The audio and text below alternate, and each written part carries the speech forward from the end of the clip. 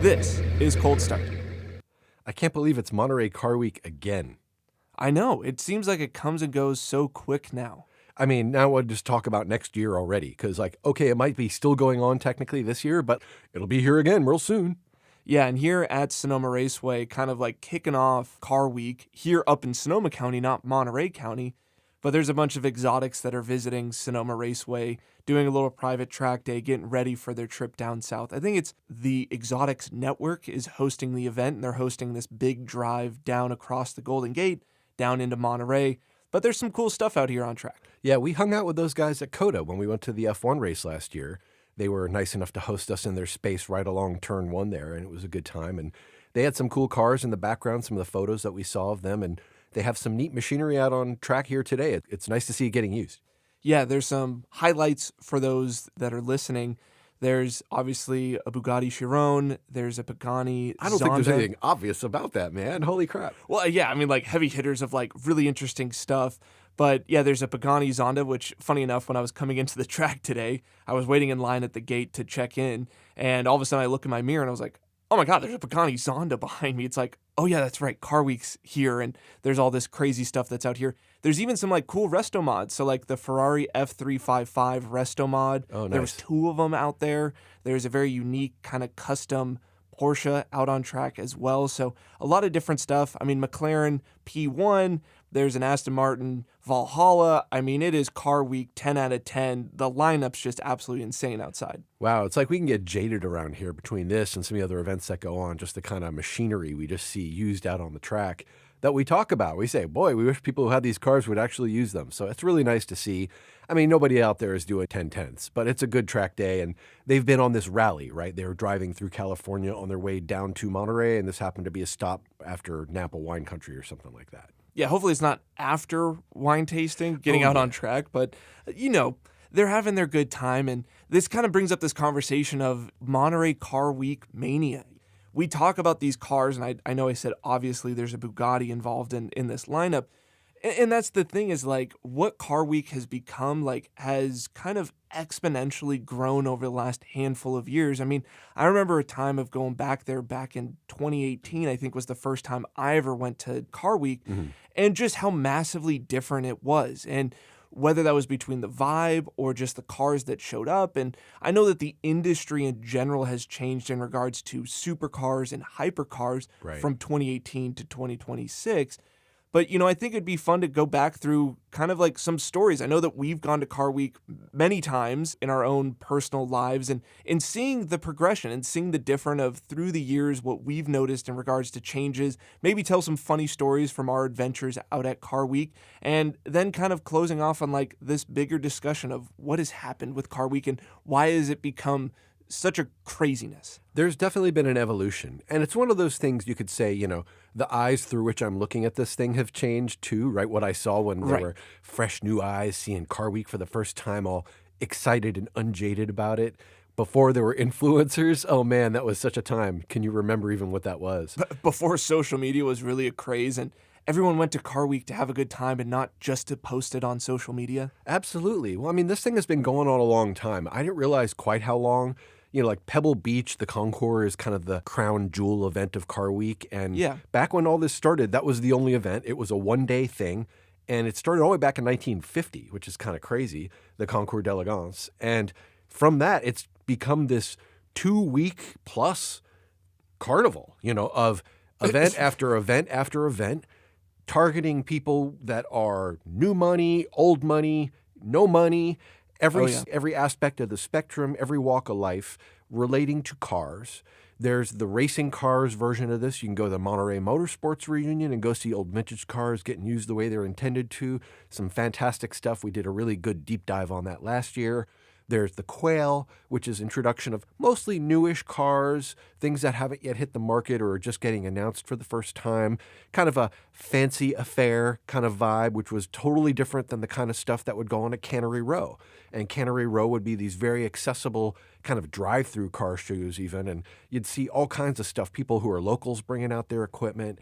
It's changed a little bit, though. Like the nature of events has gone from ragtag clubs getting together. Like, I remember it was called the Works Reunion, was something Porsche would put on. And it was just Porsches coming together, and they had their own little small car show. And was kind of managed by Porsche Club of America. And that's since been overshadowed by so many other larger events like the Quail, like the Concours, but also these private house parties and these larger events, Moto Lux, that have come to exist in the last few years, trying to target an even higher end clientele, bringing more money, more attention, and unfortunately, more of the kind of attention that I think the true car enthusiasts are not going for.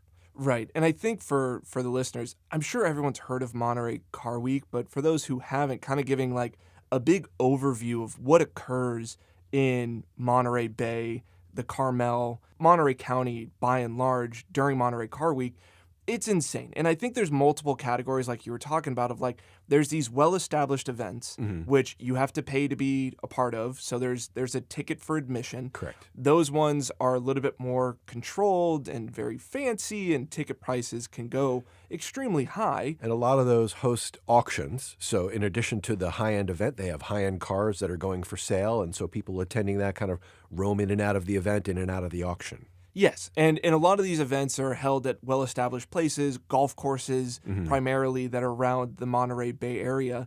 And then, there's more of those free admission events like you were talking about of like, random pop-ups that are occurring, whether that's down on Cannery Row or, some of those other free admission events that occur as well. And then there's the motorsport side of it. And then there's just kind of like the general Monterey Car Week vibe, right? Yeah. And it's like going to Carmel and just sitting on the side of the street and watching cars go in and out of Carmel. Or you go down 17 Mile Drive, which is a beautiful location in Monterey, right there on the ocean, right there on the water. Pebble Beach is inside of that, some other really, really famous golf courses as well. But that's also like another piece of Monterey Car Week is just going to these gorgeous, beautiful locations and just checking out amazing cars that are driving through it. Now, of course, as time's gone on, the things that are free, right? The things that you don't have to pay for, they're not major events. That's usually where things have gone out of hand. Yeah, it happens this way with a lot of things. It starts small, it builds a following, and then it goes hockey stick, right? Everybody and their brother is there. We've seen this with Burning Man. We've seen this with Coachella, Lollapalooza. I mean, name an event like this kind of big gathering of people around some cultural or artistic or motorsports kind of thing. It seems like they all kind of go this way.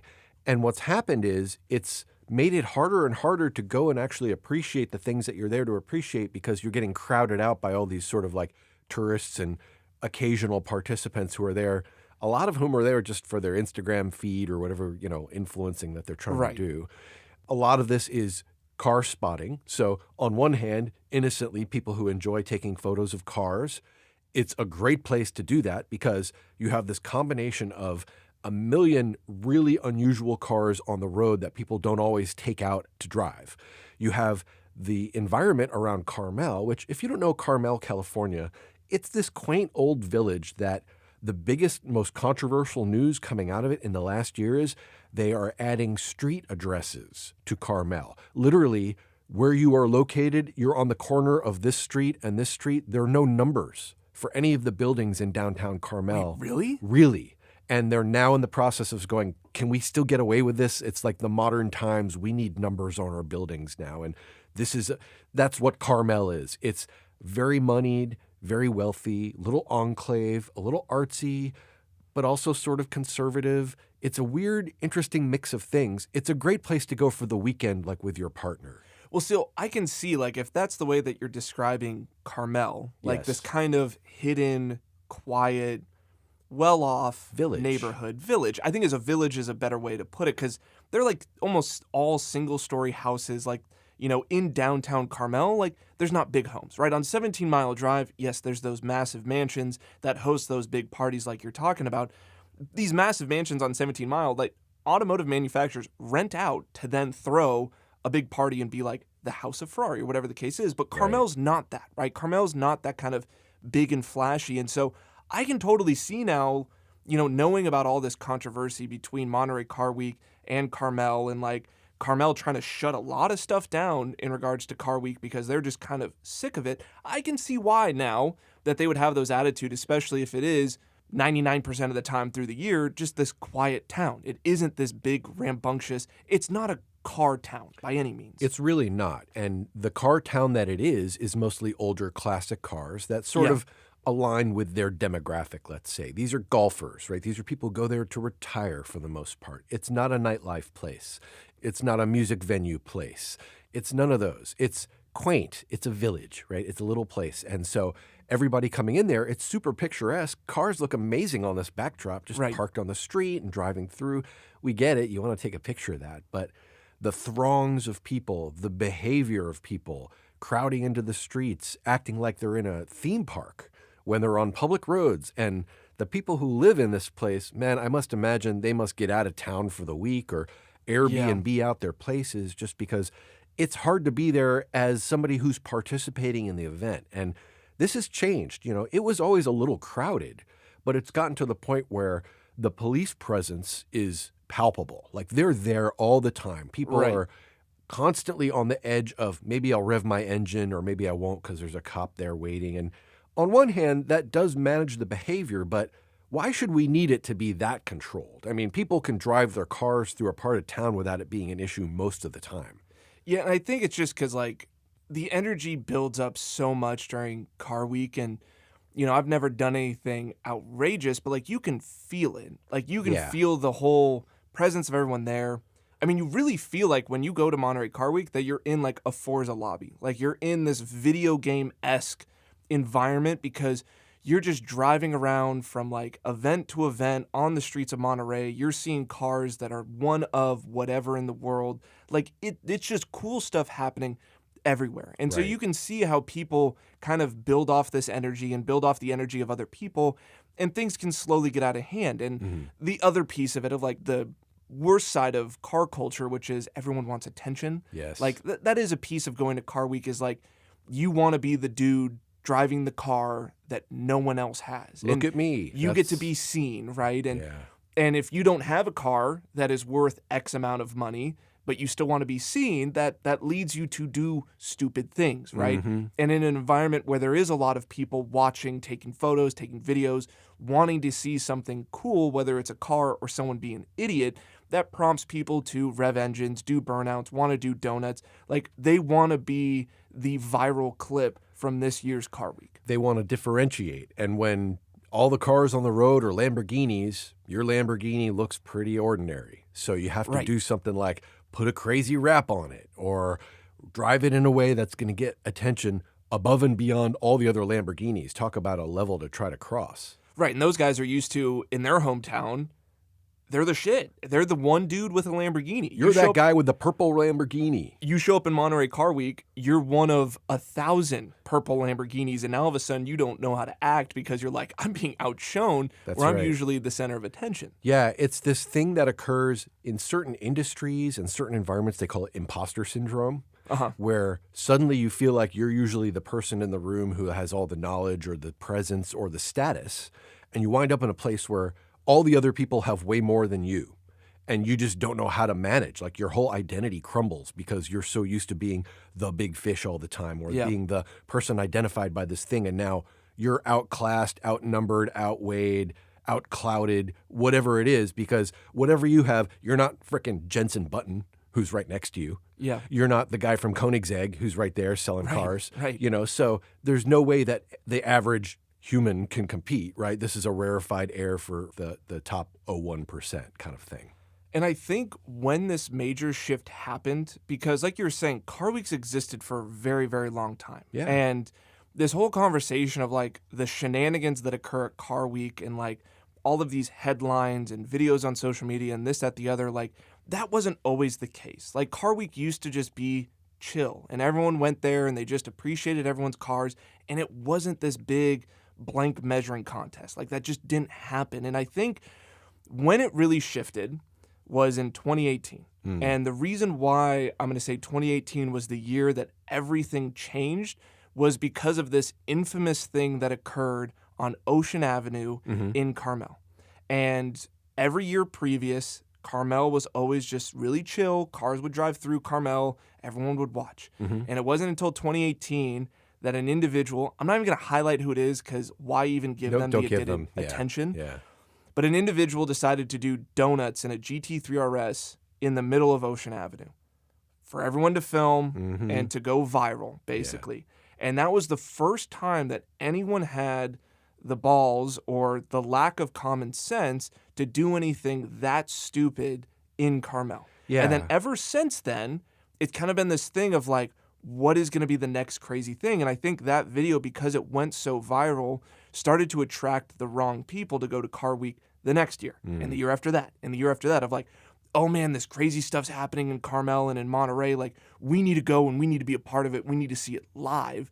Right. And I think this also coincided with like the big upheaval of influencers and social media, but like this was the ultimate kickoff of like someone doing something strictly for attention and then raising that bar of like, okay, this is what we do at Car Week. And ever since then, ever since 2018, there's been huge additions in regards to restrictions. And I think the following year in 2019, Carmel announced that like on certain days after certain times, they would shut down Ocean Avenue. Yes. That cars weren't even allowed on it because of the thing that occurred the year previous. And then this has just gone more so. And then this year, for 2026, they announced that 17 Mile Drive was going to have massive restrictions of who was going to be even allowed onto 17 Mile Drive. And I remember last year in 2025, I did drive down 17 Mile Drive, and they had like random chicanes set up on straightaways that forced you to slow down, avoid some cones, and then you could go again. And I was like, I've never seen this before. And it's kind of amazing that like how much they've really locked down Car Week year after year. It's amazing. 17 Mile Drive has really become sort of the epicenter of this too, because it's right on the coast. It's amazing picture taking, video taking alongside the golf courses, beautiful homes. And it's a nice enclosed area. So for those who don't know, this is a toll road. To get onto 17 Mile Road, you pay, and it's like $8 or $10. I mean, it's an expensive toll, right? Yep. And the speed limit's like 20. It's super slow. It's a long drive. You're not getting through 17 Mile Drive in 17 minutes, I can tell you that. Right, and that's not the point of it. It's like you don't do 17 Mile Drive because it's a great driving road. No. It's just beautiful. It's picturesque. You're on the coast. You stop and take pictures. That's the kind of space this is. Well, with a lot of people trying to do that all at once, the road starts getting really crowded. People are pulling over in random locations. It's starting to get a little bit invasive. Now add to that the rollers. So people want to take photographs of cars. They look cool, static, but now they look way, way cooler when they're moving. So now what you have is people hanging out of the back of cars to shoot roller photos of the car behind them, or video, right, of the car that's trailing behind them. And don't get me wrong, the footage looks amazing. We all love it. You know, all these guys want to go out there and be Larry Chen or whatever, but the reality is it's kind of unsafe. And whether or not you want to be like nanny state about it, the police aren't going to let you do it anymore. They started pulling cars over in the last couple of years for people who are hanging out of the back of cars. And I knew a group of guys who had actually the right kind of car with proper protection in the back. And like they went and they willingly got pulled over and made a big video about it because they're like, look, they said it was okay. They gave us the pass and told us it was the right way to do it. And we keep going. But for everybody else who's been doing it, they're mostly doing it the wrong way. Add to that the amount of traffic around these really expensive homes, the people who are actually paying into the tax base that pays the salaries of the people who are doing this enforcement. You could see how that would go. So the fact that they've completely closed it, unless you can prove that you have a reservation at a hotel or reason to be there, you can't even go. And that was a big part of the week. You'd go there and one of your activities was go do 17 Mile Drive. Yeah, for me, like every time that I've gone to Car Week, which isn't that many times, but driving 17 Mile was probably always my highlight. Like that was just like the coolest thing to go do. It's just so beautiful. It's so picturesque. And like sitting on the side of the road and just watching these cars drive by, and they don't have to be going fast. They don't need to accelerate, but just seeing these beautiful cars on this beautiful coastline, it's things of dreams, of childhood dreams, you know, sitting in your bedroom thinking about these cars and being able to see them in person, in motion like that, not just static at a car show, but moving through a scenery is just something that's always so special. And so like that news for me was kind of probably like the hardest hitting news because I'm like, damn, like 17 Mile is like the best part, in my opinion, of Car Week. And I'm fortunate enough that we live close by to Monterey, and it's like if I really want to drive 17 miles, just choose any other week that isn't Car Week and go do that, right? But for those other people that are traveling out here and coming to Car Week that aren't going to be able to experience that, it's unfortunate, right? I can understand why they have to do it, right? It's a safety concern. People decided to make bad decisions, and there has to be rules put in place because people made those bad decisions. And hanging out of vehicles is never smart. You need to go buy a Volvo station wagon that's got like the jump seats in the back with the seat belts. And then at that point, fine, right? Then you could shoot your rollers and still be legal. But people weren't smart enough to do that. So it is unfortunate. And, I think it'd be fun, not necessarily to talk about, all the restrictions nowadays, but maybe some of those like fun highlights of what we experience Car Week, of like why we enjoy it and maybe why we care so much that these restrictions are getting put into place. If you don't know, the Central California coast is a really beautiful place. You have the coastline up against these crashing waves, right? It's not the kind of beach you're going to be able to go in because you'll drown. It's just that's the nature of the Pacific Ocean crashing into the coast there. And Pebble Beach, the name comes from the fact that along the beach there, it's not sand. It's these little small pebbles like all over the place. And it actually kind of hurts on your bare feet to walk on. Ask me how I found that out. But it's amazing real estate. There's a reason that these golf courses that are located there, and okay, I am not a golfer, so I don't appreciate the sport in any way, shape, or form, except the venues because they can be quite attractive. In this case, you have Pebble Beach, Spyglass, all these really famous golf courses, to the point I've heard of them, are there because the scenery is breathtaking. You're on the Pacific Ocean, the waves are crashing, it's dramatic, right? And so to be able to drive your car in and around and through this stuff was just such a cool feeling of connecting with the outside and nature, and you're in California and it feels like it, in this place that's so friendly to cars and had been for so long, like the epicenter of car culture in the U.S., and you're enjoying this event where there's these specialty things happening, where there's Concours or the Legends of the Autobahn or the Retro Auto or whatever kind of events you were dipping into to check out. That was part of the experience. And then you go out to a nice dinner, you hang out with your friends and talk about the cool cars you saw. I remember having some good times like that and having some not so good times. One year, I was out there on 17 Mile Drive and I stopped for some photos. And little did I realize, I left my headlights on for the photos, and I had a passive draw on my electrical system that wasn't apparent to me, to the point where the draw of having the headlights on sitting on the side of the road for 20 minutes alone was enough to kill the battery. Oh, no. Yeah, there were some gremlins and things that we don't have to talk about here, but it happened to be in the CGT. I mean, that's like a great Monterey Car Week car, but not a great car to have to leave on 17 Mile Drive. Right. So there's this really conflicting thing of, you already know you're the guy in that car. Like when you're driving around it, you feel it. Now you're in Car Week where you really feel it because people know what the thing is. It's not just the weird-looking Porsche that's on the road. Yeah, people are at Car Week to see that car. They're stopping you for it. Now I'm stuck on the side of the road with it, and I can't move it, and I can't start it, and I'm trying to figure out how to do that. All the while, like half of the automotive press drive by and are taking photos of the CGT on the side of the road because it looks so cool. And I have people trying to help me push start the car, jump start the car, waiting for the tow truck driver to come out. And don't get me wrong, of all the places, of all the times, of all the circumstances to be stuck on the side of the road, this was about as good as it could get. Yeah. But that said, kind of a little embarrassing. You're the guy with the car that died on the side of the road and all these people taking your picture while you're trying to get it fixed. And we did get it fixed, but man, what a pain that was. I can't imagine like the added pressure of like, you're trying to work it out. You're trying to figure something out. You're already sweating a little bit because you're like, damn, like hopefully it's not something like too bad. Right. But now people are like watching, they're taking photos, they're trying to ask questions. Oh, can I help? And it's like, people are being nice. Like car people are really, really nice and genuinely want to help you. But it's like in those moments when everyone's asking you questions, you're like, I'm just trying to figure it out. Like, you want to hide for a little bit. And at Car Week, especially if you're in a nice car, there is no hiding. People are going to find you. And in that moment when you just want to be on your own, do your thing, and everybody's swarming you, there is no being alone. Everybody's your friend and wants to help, and everybody's a helper, whether they know how to help or not, So it could be way worse than that. I've been stuck in way worse places than that. That wasn't so bad, but it was definitely a memorable time in Monterey. Yeah. The first couple years that I went, like I said, the first year that I went was in 2018, and then I went back for 2019. The main show that I went out to for both of those years was Legends of the Autobahn. Mm-hmm. And so that was like a, predetermined show. They host it kind of close to where Laguna Seca is. It's the Nicholas Club Monterey Golf Course. Oh, right. So it's one of those golf courses that's closer to Laguna Seca, not necessarily the coastline. Mm-hmm.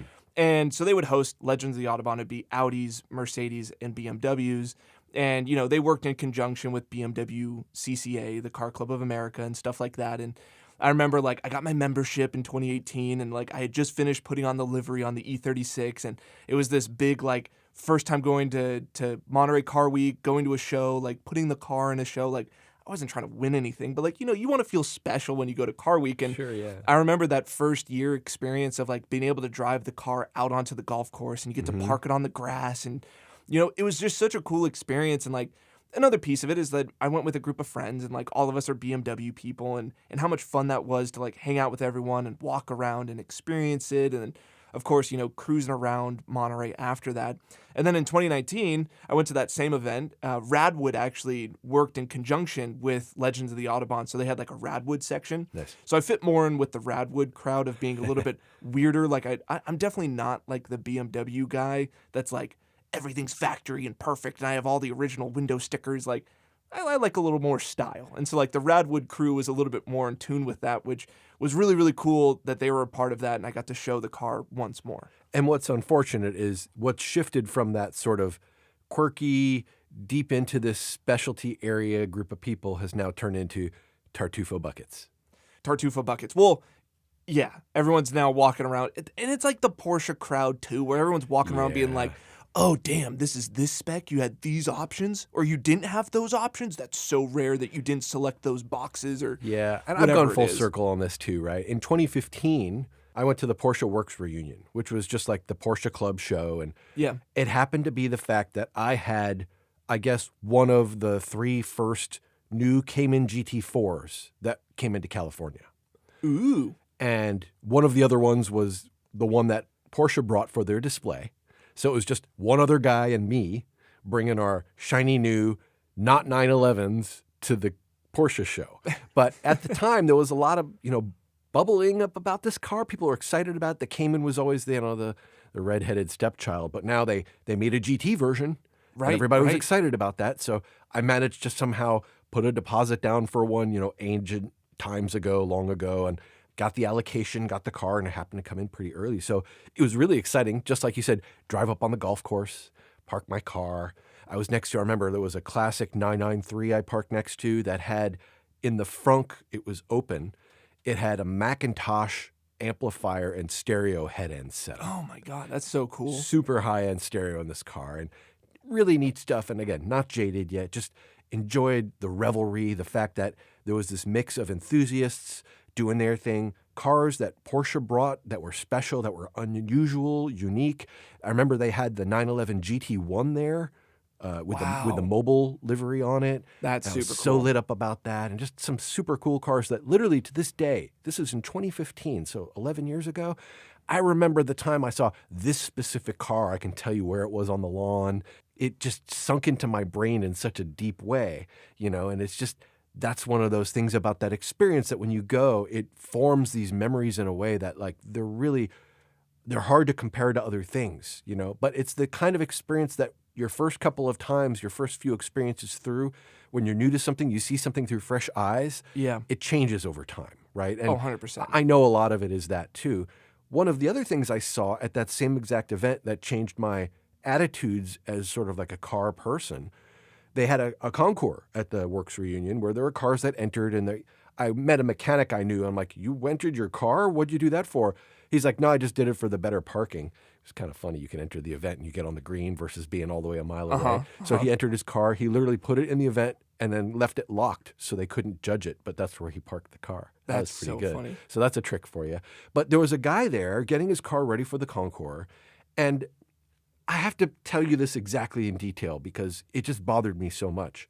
People are cleaning out their cars or polishing their cars, getting ready to be judged. So, yeah, I get that. That's not my scene, but that's what people do. This guy had a lint roller, and he had his glove box open, and he was lint rolling out the inside of his glove box. Oh, my God. At this point, it sort of hit me. I never want to be that guy. I never want to be what that represents. I never want to think that way or think that that's a good idea or a good use of my time and energy. That represents a difference to me in car enthusiasm. Now, there's probably people like that who would say, I'm not a real devotee because I don't lint roll out my glove box or whatever. But that just bothered me so much. I'm like, that's not enjoying cars. That's taking it to this extreme where you've objectified, you've fetishized a car to a thing that you have to polish into this fine shine. Do you drive it? Right. And I think that like that's also a major difference of car enthusiasts that love to go to car shows. Because there is a piece of like going to a car show and being judged to win a trophy of how nice your car is. You're proud of it. And like to an extent, I kind of don't get it. Like, and I've entered car shows, so I can't be too much of a hypocrite, but like I've never entered a car show for someone to judge how clean or original my car is. Like I've entered car shows where it's like, you know, modifying it or like doing something fun and different and tasteful and, you know, like more so that sort of stuff. And I agree with you. And maybe that's why like my second year when I went to the Legends of the Autobahn, I was like, I wasn't gonna go until I figured out that Radwood was doing their section. And Radwood loves everything that is fun and funky about 1980s and 1990s cars. And I love that about them. And they don't take it seriously in the regards of like the concourse and whatever. And even Legends of the Autobahn as an event, there is that section where people are being judged of how original their Mercedes, Audi, or BMW is. And like I can never, once again, get behind that of like, what's the point of this like low mileage, pristine example if you're not driving it and enjoying it? Like these cars were built to be driven. And so yeah, I agree with you that there is that massive separation between the two. But going off the comment that you said about going in 2015 to this Porsche event, and same thing that I experienced, and so my question is like, why is it so satisfying to drive your car onto a golf course? Because there's something about it of like driving a car onto a piece of grass that it's not supposed to be originally on that is like so fulfilling and such an amazing experience. And I don't know why, but like it's honestly worth to sign up for these events that are at golf courses and pay the extra $20, $50, whatever it is, to just drive your car onto the golf course. It's so cool. Maybe because it's this grass that's been manicured for this activity, playing golf that's reserved for people who could afford it, and it's all like cordoned off from everybody else, and it's like, oh, move over, we're going to go drive on your stuff. You know, and it's smooth, right? So it's not like parking in some grass lot where, you know, you rut it out and you're maybe it's all dusty. Yeah, you're going to start a grass fire or something there, right? No, this is all like manicured and it's all nice. And it just looks so pretty. Yeah, it's just like there's something about it that is like so satisfying. Yeah. And I remember both years of like, that was probably my favorite part was like loading on and then loading off. And I remember the second year, the way that they had the Radwood cars get onto the grass of where they were located, you had to drive your car on like the golf cart path. Oh, and it was so stressful though, because the cart path is only so wide. Yes. And there's curbs on either side. And so you're thinking to yourself like, God, don't let me curb my wheels like 5 minutes before it's going to be in a place where hundreds of people are going to look at it. Oh my gosh. But still just a fun experience. And like, especially if you can do it with friends and like you're hanging out waiting to get loaded in, you got the windows down, tunes playing, like that's like the fun part of Monterey Car Week is like these vibes that you get to enjoy with your friends and like hanging out with cars in really picturesque places. Like there's not many things that are better than that. There's something in here. Like there's taking it seriously, but not too seriously, and having fun, but not fun at the expense of, you know, good stuff, right? And if you're into specific marques, right, there are events for Porsche and Ferrari and German marques and so forth, and they do JDM events. They've done this thing now for the last couple of years they call the Concours de Lemons. Oh, yes. One of my favorites, which I need to visit. I've never been to one. Oh, man. But I've heard about it. Yeah. It just, as you might imagine, cars that have competed in or would be eligible for the 24 Hours of Lemons, stylized in the way like we care about these special, careful cars the way we do with the Pebble Beach Concours car. So it's really kind of fun. Nobody takes it too seriously. It's a good time. Right. And because that's the deal is like Monterey Car Week for the longest time, like Concours d'Elegance, like these are the best cars in the world, like restorations, preservation, all that sort of stuff. It can be pretty snooty. Right. And I think a lot of Monterey Car Week still kind of is that. Like I said, like Radwood being at Legends of the Autobahn was like the first kind of turning point of like, all right, they're adding some flavor to Car Week. And Same deal with Lemons, the guys at the 24 Hours Lemons putting on the Concourse de Lemons. Yeah. Just having a little bit of humor, right? Of like, there is so much seriousness. There is so much of like, hey, look at how nice my car is, how great of a condition it is, how much money I spent on it. Yeah. And they're hosting an event that is prioritizing people with humor, people with a little bit of character, right. with having fun with cars. And I think that is such a great addition. And I think that is one of like the events that would make me want to go back to Car Week just to go to that. Like, I think that's one of those ones that's on my list to be like, yeah, I want to check that one out. It's kind of fun to go high and go low too, like to aim for the events that are fancy and, you know, kind of go in them where you're tongue in cheek and kind of knowing what's going on. And then going into the ones that are totally not set up that way. With the auctions, we would do this. So there's like Bonhams and Sotheby's, you know, these are the fancy high-end auctions. And then there's like Mecum. And you go to the Mecum auctions and it's like, that's the stuff you see on TV and that's where all the American muscle is and come on, let's go. That's way more fun environment. Now, you see some amazing things at the Bonhams and Sotheby's auctions. Don't get me wrong. Don't miss those. But you're going to have way more fun at the Mecum auction every single time. Oh, for sure. And I think the Mecum auction, like, there's an insane amount of cars that are there. Crazy. I remember going to the Mecum auction and it was like free admission, and it was like worthwhile just to park and like walk through the parking lot, which the parking lots in all these places are like crazy because everyone's doing the same thing you're doing. Right. But then just walking through like all the cars that were available, you know, of that year for the Mecum auction was such a cool experience. Yeah. But I would say like most of the events that I went to, like being younger and going to Car Week was like, you know, the affordable stuff. Like, I think I went to like one major event, and then everything else after that was like the free ones that you can kind of cruise around to.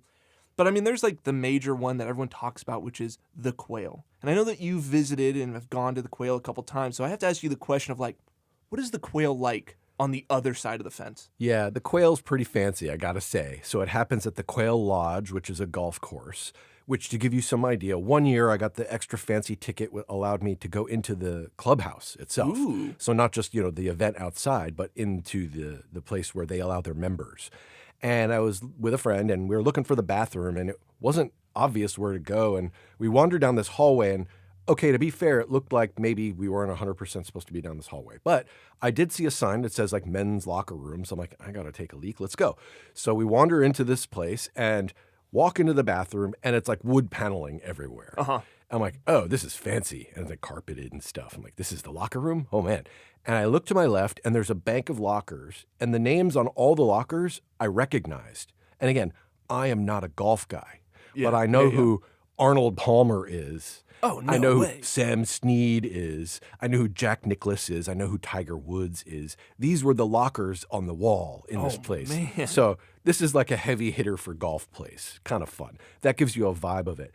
Out in the patio area of the membership clubhouse, we're having our fancier lunch. Like, they serve food all around the Quail, and it's kind of funny to see all the relatively wealthy people fighting each other for the free food, and like they come around with the shrimp, and people act like there's never been shrimp before. Oh, that is so funny. Right? And like, so there's that, and then there's a caviar, and it's not like the high-end stuff, but I mean, it's expensive. I don't want to make like, you know, but like people are like standing in line, like gobbling handfuls. I mean, it's just like the most repulsive behavior you can imagine. Now you come over to the clubhouse where like the actual members are allowed. Right. And they have like the cracked crab and all the fancy stuff presented in this very, you know, kind of nice and more chill kind of way.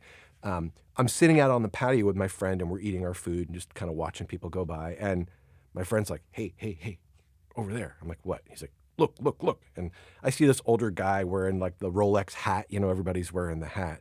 And I'm like, oh, that looks so familiar. So I take a selfie with him in my background. So like, he's basically photobombing me. And at the moment I took the picture, I guess he realized what was going on. So he's like looking right at the camera. And then I go back after the fact, and I take a look at this picture, and I zoom in, and it's Gordon Murray. Oh, no way. Yeah, just like walking through like you do.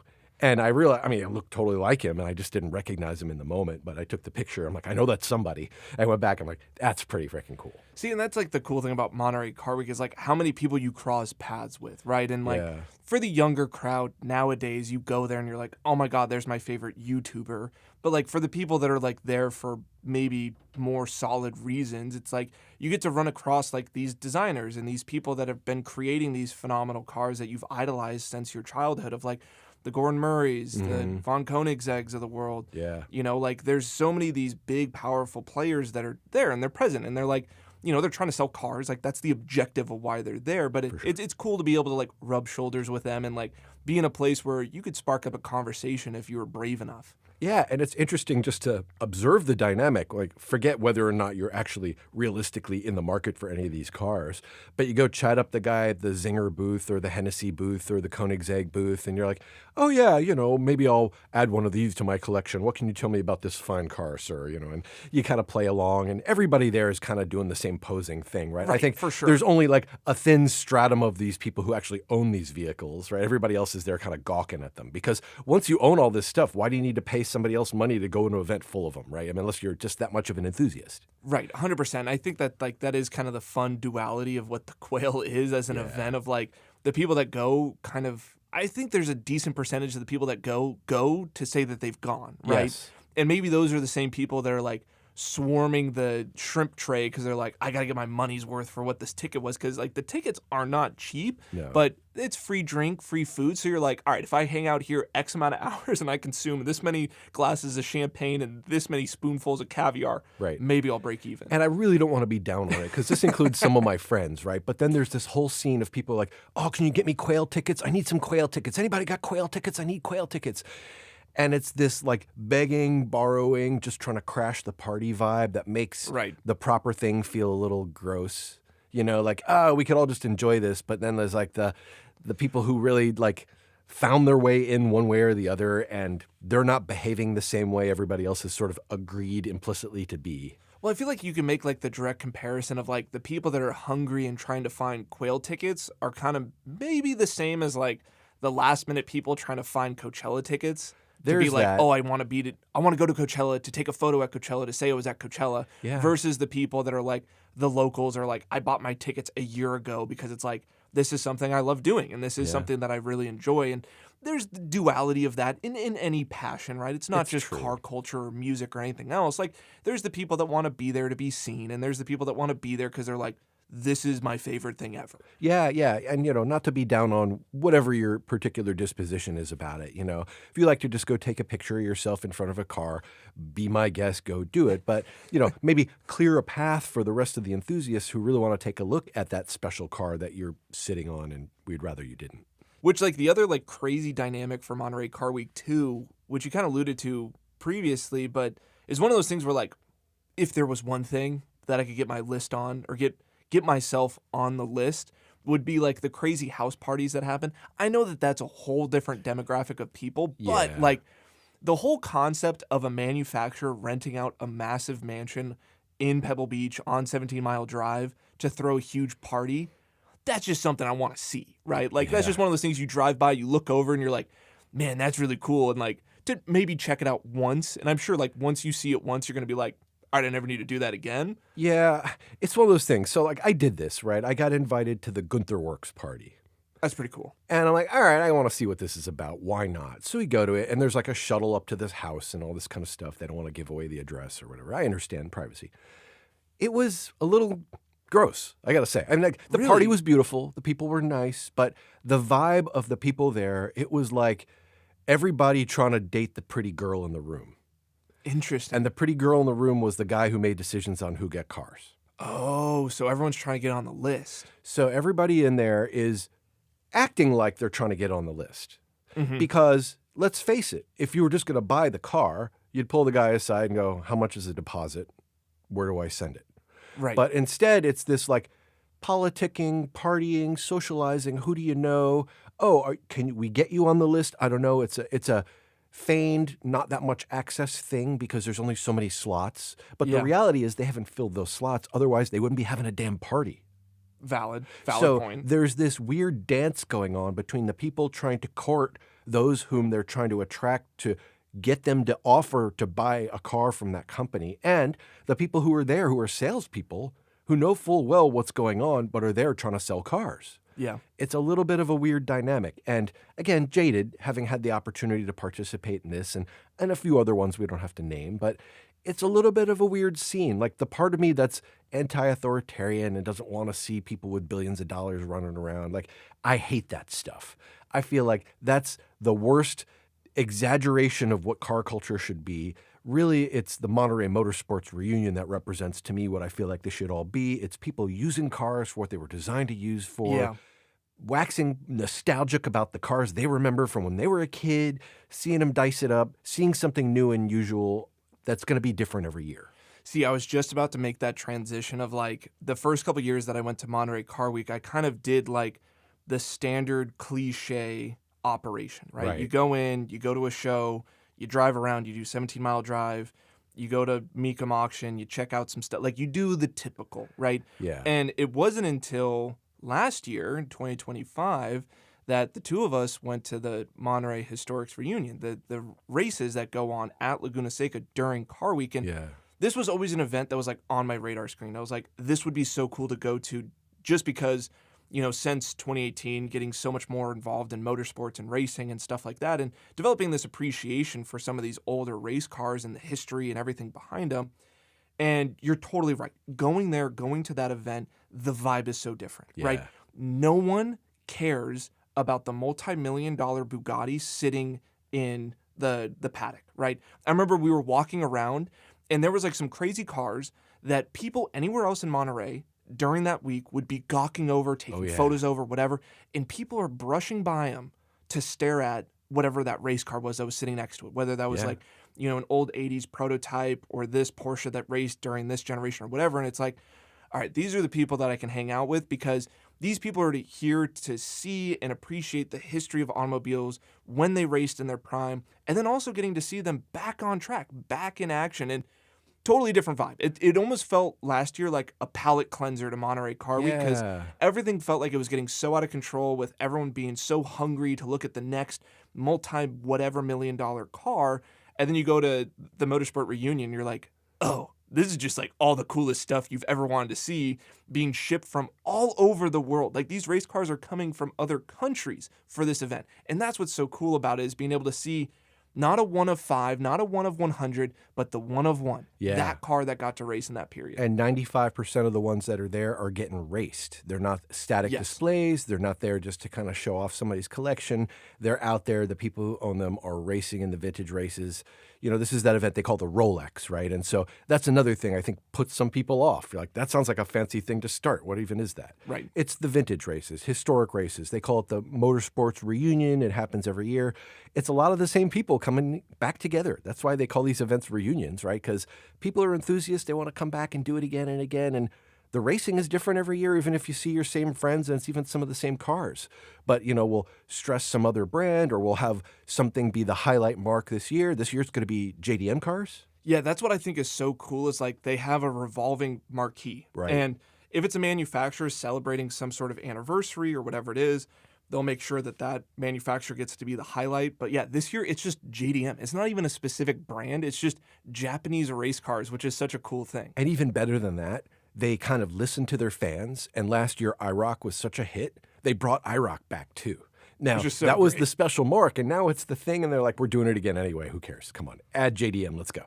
Yeah, and I think like from last year, like that was probably some of my favorite times of being down in Monterey during Car Week and, you know, just being able to see those race cars and all that sort of stuff and all the fun fanfare that's going on at Laguna Seca, I think was worthwhile. Like that is definitely one of those events. Like if you're thinking about going to Monterey Car Week, maybe you're not super into like the super high-end supercars, hypercars. You're not into that whole scene. This is a good alternative, right? Different sort of vibe, different group of people, but still like a really massive, significant coming together of some pretty serious cars. And oh, by the way, you will, by happenstance, come across a ton of major hitters, impressive cars just in the parking lot at the Motorsports Reunion. Because the people who go to that are car enthusiasts themselves, and they're going to drive something interesting on their way. Yeah, no, absolutely. Now, to close things off, is there any other stories you wanted to share from your years going to Monterey Car Week? Anything else that kind of comes to mind? Man, there's been so many times. I remember Flying Husky Racing used to put on a track day during the week lead up to Car Week every year. So we'd have people come and, we were operating out of Washington for a while. We'd come down to Sonoma Raceway. People were going to come to Car Week. We'd have a day on track. And that was always really exciting as a way to feel like you got to participate. One of the things that I think is frustrating, if anything, about Car Week is you go, you look at all these cars, you watch people race. You're like, I want to be out there. Where's the track day? Where's the event for me, the parade laps, the whatever? Although there was the corkscrew hill climb this year, and could have been on there further. But, that to me is part of the experience that I think about. And when I think about Monterey Car Week, it's the lead up to that. A lot of people, they'll go on car trips, rallies, group drives. They're getting together with friends. They're seeing people they haven't seen for a year maybe or longer. I like to skip a year. Like this year, okay, I'm going just for a quick dip in and dip out. Right. If you go every other year, there's more differences. Certain things don't change all that much year over year, and you see a lot of the same cars. So taking a little time off and then coming back is a good way to do it. The Motorsports Reunion's a great way. There's some of the not official things that they're shutting down too. Like there used to be car meets that would pop up in the Embassy Suites hotel parking lot or near the In-N-Out, and they're cracking down on all that stuff. And it's because the effect of influencers and people who aren't behaving the way they want people to behave, whether that's right or not, is starting to get on their nerves. And if we want this thing to continue to exist, we better be a little better about it as a collective about it. So I'm hopeful, I want this to continue to go for another 75 years. It'll be different, and we'll take away from it what we can, and we'll never go into it with fresh eyes. But if you've never been to it before, it's an experience worth checking out. Just do your research before you go and try to make your plans a bit in advance because accommodations are really hard to get last minute and they're crazy expensive. Yeah, and I think that's why we have such a strong opinion on where Car Week has gone is how fond our memories are of our first time going and what it was back then, right? And so I think it was the combination of, once again, like being so excited going for your first time. It's going to be phenomenal. But for people that have never gone and they want to go, whether that's this year or in the coming years, for there to be so many restrictions and like you're not able to do this anymore, and like for us remembering back of like, oh yeah, I remember the first time being on 17 Mile Drive and seeing all these cars, and it's like for some people that's not going to be the possibility in the future because of these restrictions. I think that's why we're so upset of like how special those memories are to us and how special Monterey Car Week is.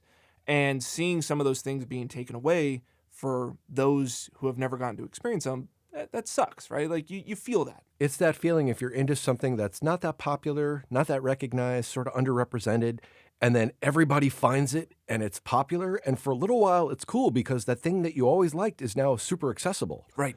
But then there's this change that occurs, right? And we see that time and time again with different aspects of culture, and maybe that's part of the dynamic play here too. And so, we'll do our thing. Maybe we'll take a year off. Maybe the 2028 Monterey Car Week year is going to be the one to check out. Who knows what they'll bring back there? But it's always an exciting lineup. And if you're into cars, put yourself in the place where cars are. It doesn't have to be Monterey Car Week. There are meets all over the place. There are other events like this that happen in other places too. We don't have to like build up the one thing to be the end all be all. Go to Amelia Island, go to Greenwich, go to other places. They all want your money and business too. Very, very true. So Monterey Car Week Mania. We'll see what 2026 brings in regards to the headlines, and hopefully we'll see you guys there in 2027. Hopefully fewer of the Monterey Car Week maniacs. Well, thanks, Todd. Thanks, Sylas. And thanks for listening. This has been Cold Start.